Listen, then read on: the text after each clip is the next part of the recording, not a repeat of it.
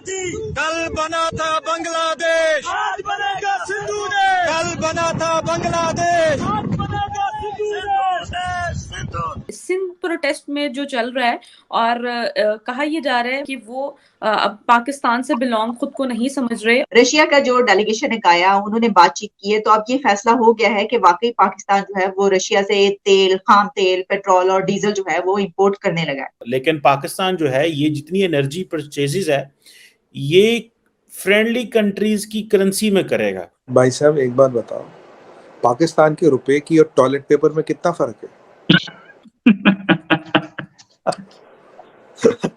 तो भैया पाकिस्तान का रुपया तो पाकिस्तान में नहीं चलता। पाकिस्तान बना तो एक जो बताया गया लोगों को कि एक ऐसी जगह आप लोग जा रहे हैं जहाँ पे आपके सब मसाइल हल हो जाएंगे, जहाँ पे आपके सब मसलों का हल निकल जाएगा। लेकिन वो हमने 71 में जो हमने बांग्लादेश की जो अलैदगी हुई, वो हमने देखा कि जो नैरेटिव बनाया गया था तो कौमी नजरिए का, वो बुरी तरह से फ्लॉप हो गया। अब वो फ्रेंडली कंट्रीज कौन है? लाइकली पॉसिबिलिटी ये है कि वो या तो चाइना है, चाइनीज करेंसी में करेंगे हम, या फिर हम रियाल में सऊदी करेंसी में करेंगे। युआन पे भी रशिया तेल नहीं देगा, ये आपको प्रेडिक्ट कर रहा हूँ आज। रशिया तेल देगा पाकिस्तान को डॉलर पे, युआन पे भी नहीं दे रहा, क्योंकि युआन पे उनको भरोसा नहीं। They have said no to China for yuan. पहली बात यह है कि ये क्यों बातचीत करना चाहते हैं भारत से, मुझे अभी तक ये समझ में नहीं आया। क्यों बात करना चाहते हैं? हमें कोई फायदा नहीं चाहिए पाकिस्तान से, हमें पाकिस्तान से कोई भी फायदा। जो भी पाकिस्तानी टीवी एंकर सोच रहे हो कि भारत को भी फायदा होगा, हमें आपसे कोई फायदा नहीं चाहिए। हाथ जोड़वा लीजिए हमसे, हमें आपसे कोई भी फायदा नहीं चाहिए। अब जरा आप अंदाजा लगाएं कि आज के हालात के अंदर जब 380 अरब रुपए के टैक्सेस नए लगेंगे तो आपकी चीखें वॉशिंगटन डीसी तक आएंगी। आप श्रीलंका को भूल जाएंगे। आज हर अखबार में दुनिया के लिखा हुआ है कि पाकिस्तान में श्रीलंका रिपीट होने लगा है।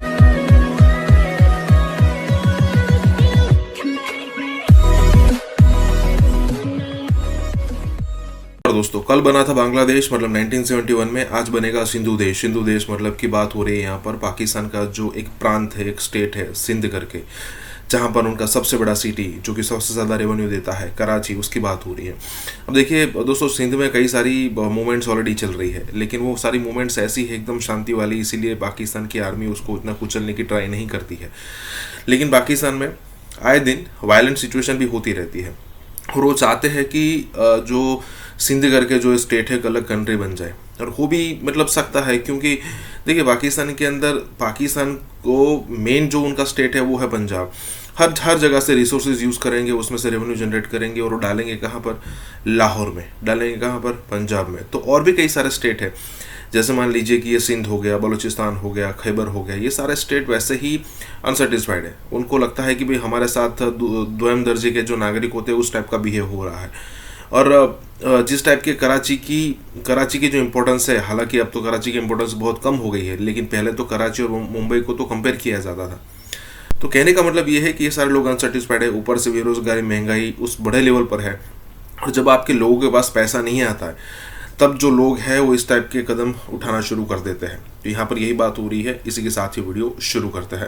प्रोटेस्ट में जो चल रहा है और कहा यह जा रहा है, मतलब जो इंडियन मीडिया कवर कर रहा है कि वो अब पाकिस्तान से बिलोंग खुद को नहीं समझ रहे। और क्या समझते हैं इसके पीछे, क्या रियलिटी है और ये प्रोटेस्ट क्यों किया जा रहा है और क्या मामलात हैं, क्या सर्कमस्टांसेस हैं, तो हमारे व्यूअर्स को जरा गाइड कीजिएगा। जब सिंध की बात आती है, जब हम सिंध की बात करें, आप you will not believe that, जब सिंध की बात होती है मुझे याद आती है इंडस वैली सिविलाइजेशन, जो एक टाइम की एक बहुत बड़ी सिविलाइजेशन थी, जो मुझे लगता है कि दैट आज से आई थिंक इतने हजारों साल पहले एक सिविलाइजेशन सिंध में जो थी, जो पूरी दुनिया की एक अजीम सिविलाइजेशन थी।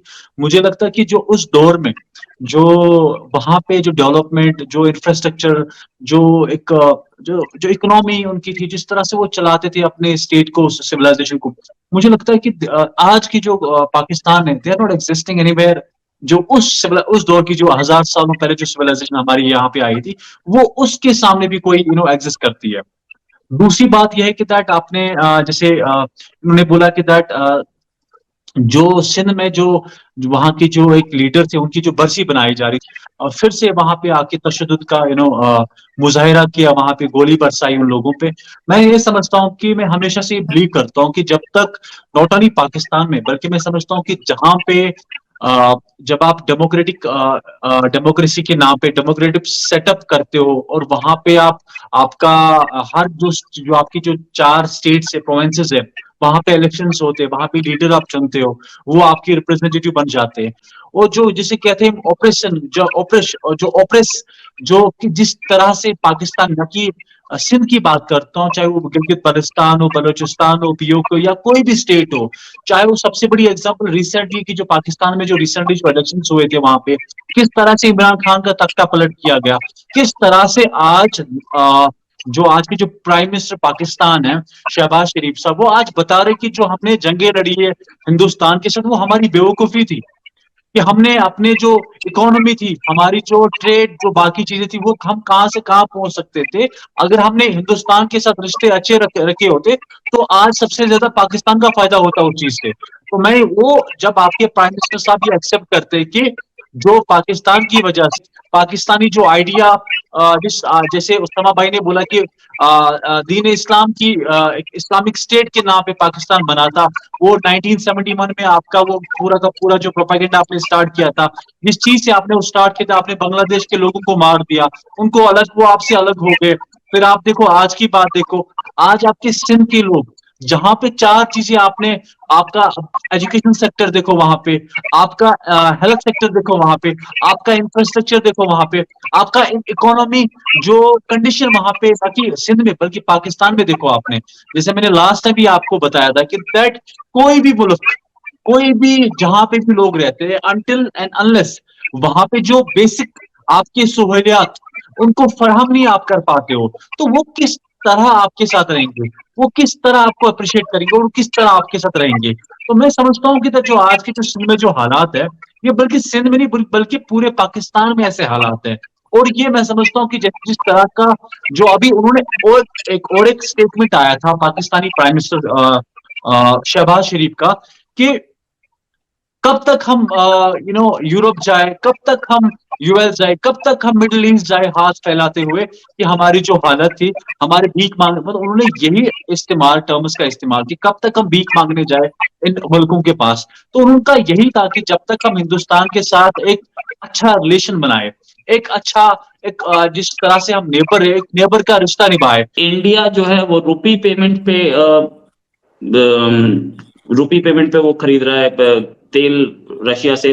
पाकिस्तान को ये फैसिलिटी नहीं दी गई कि वो रुपी पेमेंट पे ले। पाकिस्तान युआन पेमेंट पे ले सकता है, डॉलर पेमेंट पे ले सकता है, लेकिन अपनी करेंसी के पेमेंट पे नहीं ले सकता। ऐसी अभी खबर आई है। भाई साहब एक बात बताओ, पाकिस्तान के रुपए की और टॉयलेट पेपर में कितना फर्क है? तो भैया पाकिस्तान का रुपया तो पाकिस्तान में नहीं चलता, पाकिस्तान का रुपया बहुत जल्दी पाकिस्तान में फेल हो जाएगा। युआन पे भी रशिया तेल नहीं देगा, ये आपको प्रेडिक्ट कर रहा हूँ आज। रशिया तेल देगा पाकिस्तान को डॉलर पे, युआन पे भी नहीं दे रहा, क्योंकि युआन पे उनको भरोसा नहीं। They have said no to China for yuan. तो रशिया को युआन नहीं चाहिए। जब चाइना गया था, सऊदी अरब भी गया था, उसने कहा था युआन में डीलिंग करना, रशियंस ने मना नहीं किया चाइनीज को, बट सऊदीज ने मना किया फॉर युआन ट्रेडिंग। तो मेरा जो आकलन है, और अगर रशियन तेल पाकिस्तान ने ले भी लिया, रिफाइनिंग की कैपेसिटी का पाकिस्तान के पास, रिफाइनिंग की कैपेसिटी केवल उसको इंडिया के पास है, और इंडिया में फिर वो जामनगर आएगा, अंबानी जी उसको रिफाइन करेंगे और अपना प्रॉफिट लगा के आगे देंगे। वैसे भी जो यूरोप में करीब 10% तेल जा रहा है, रशियन तेल जा रहा है, इंडिया से रिफाइन होके जा रहा है। वो ऐसा नहीं रशिया यूरोप रशियन तेल नहीं रहा, रशियन तेल भी ले रहा। जो हमारी जामनगर में अंबानी जी की रिफाइनरी है, अब तो भाई साहब वो it is one of the biggest refineries in the world. दुनिया का 5% क्रूड रिफाइन करती है। और आपको एक और चीज बताऊं, अब हम अपनी जो हमारे राजेश एक्सपोर्ट्स है, इज अ फॉर्च्यून 500 कंपनी, आपको नाम छोटा सा लगेगा, one of the biggest gold merchant trading company in the world. वो अब इंडिया में गोल्ड रिफाइनिंग की रिफाइनरी भी लगा रहे हैं। अभी उनकी रिफाइनरी स्विट्जरलैंड में, अपनी रिफाइनरी गोल्ड ओर को रिफाइन करने की। अब भारत में गोल्ड रिफाइनरी भी लग रही है भाई साहब। काफी चीजें हो रही है रोहित भाई, काफी चीजें हो रही है। और वहाँ आज आटे का भाव क्या पाकिस्तान में, आपको तो ज्यादा पता रहती है, 200 रुपए 300 रुपए। और मैंने सुनने में ये भी आया है कि दालें 5 किलो 1000 रुपए महंगी होने वाली है। अच्छा, मतलब 200 रुपए कीमत, जो भी कीमत है उस पर 200 रुपए दाल के बढ़ने वाले। वैसे आटे की कीमत क्या राहुल भाई, 200-300 रुपए हो गई क्या? ना उतनी है, मतलब कुछ ऊपर नीचे और 200 से 300 के बीच में चल रहा है। हाँ, पर गजवा हिंद का पूरा सपना है, हाँ गजवा हिंद का पूरा सपना है।